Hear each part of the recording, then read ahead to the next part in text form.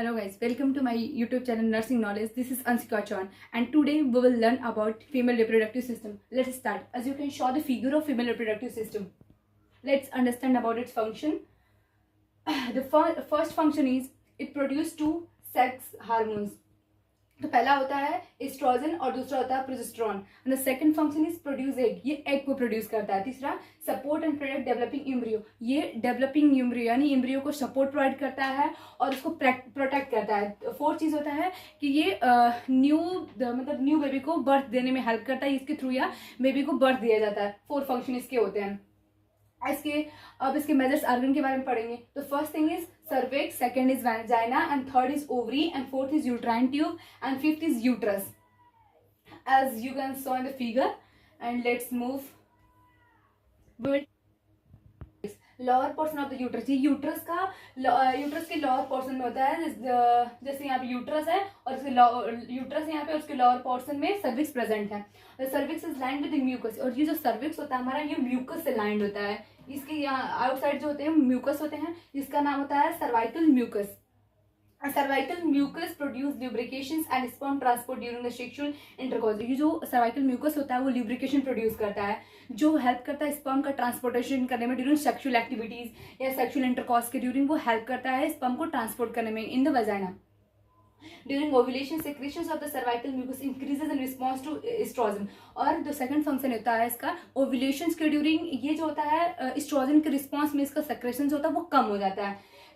Increase हो जाता है. और थर्ड चीज is when egg is ready for the fertilization mucus then becomes thin and slippery offering a friendly environment to sperm. और लेकिन जब एक जो होता है फर्टिलाइजेशन के लिए रेडी हो जाता है तो ये बहुत थीन और स्प्लिरी हो जाता है. फ्रेंडली एनवायरनमेंट प्रोड्यूस करता है स्पर्म को एंट्री करने के लिए in the वाजाइना.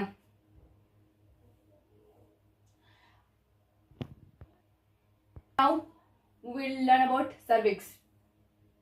At the end of pregnancy क्या होता है, cervix acts as the passage through which the baby exit the uterus into the vagina. At the end of pregnancy यानी कि जब प्रेगनेंसी के लास्ट स्टेज आ जाता है तो जो हमारा cervix होता है वो पैसेज की तरह ऐड करता है बेबी को. मतलब कि यूट्रस से वजाइना के थ्रू बाहर लेकर आने में पास्चुरेशन में हेल्प करता है. ये एक पैसेज की तरह ऐड करता है.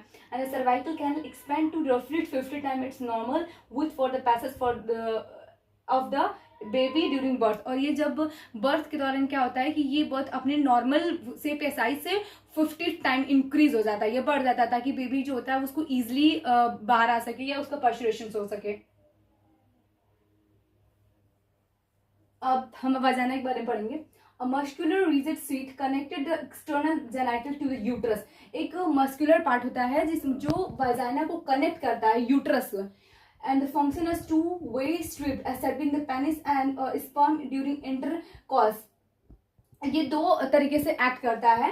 ये पेनिस और स्पर्म को मतलब ड्यूरिंग इंटरकॉर्स एंट्री देता है. And serving as the avenues of the birth through which the new baby enters the world. और ये बेबी को पैसेज की तरह करता है ड्यूरिंग पास्चुरेशन के टाइम. इसके थ्रू बेबी आउट आता है. External genital and we will talk about external genitalia. The first is vulva, yes, which runs from the pubic area downward to the rectums. जो pubic area से लेकर के rectum तक होता है. And labia majora, greater lips are the parts around the vagina containing 2 glands, Bartholin's glands, which helps the lubrications during intercourses.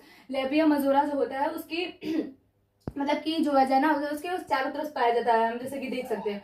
और इसकी 2 glands होती हैं. बार्थोलिन्स ग्लैंड होता है जो हेल्प करता है ल्यूब्रिकेशंस इंटरकॉर्स के दौरान जो होता है ल्यूब्रिकेशंस में हेल्प करता है. And third thing is labia minora होता है. Lesser lips are the thin hairless region at the entrances of the vagina which joins behind and in front they slip to enclose the clitorises.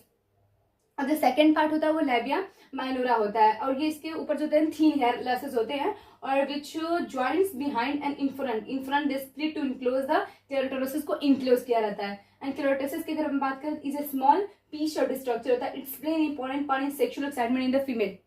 जो क्लेरोटोरसिस होता है वो एक P shape का होता है. as you can see on the figure, ये क्लेरोटोरसिस एक पी के शेप का होता है जो फीमेल्स ड्यूरिंग इंटरकॉर्सेस के ड्यूरिंग जो होता है फीमेल को एक्साइटमेंट फील कराता है for the sexual activities.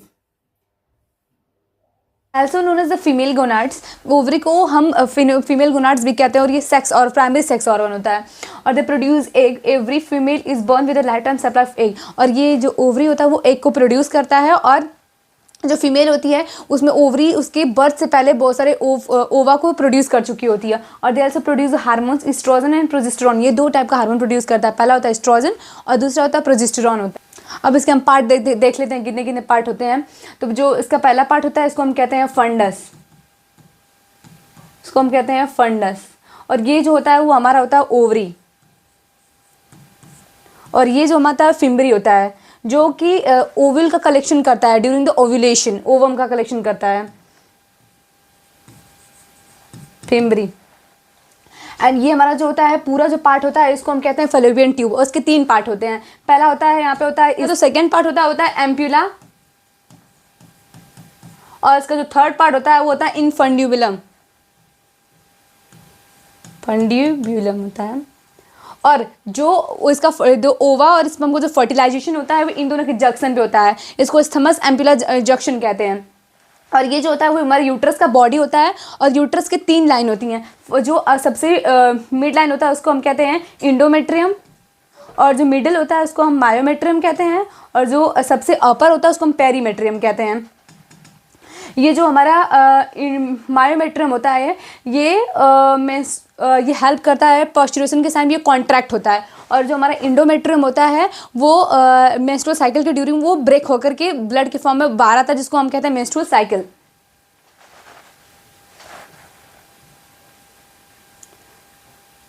Fallopian tube is traced from the uterus to the ovary and measure about the 8 to 13 centimetre length.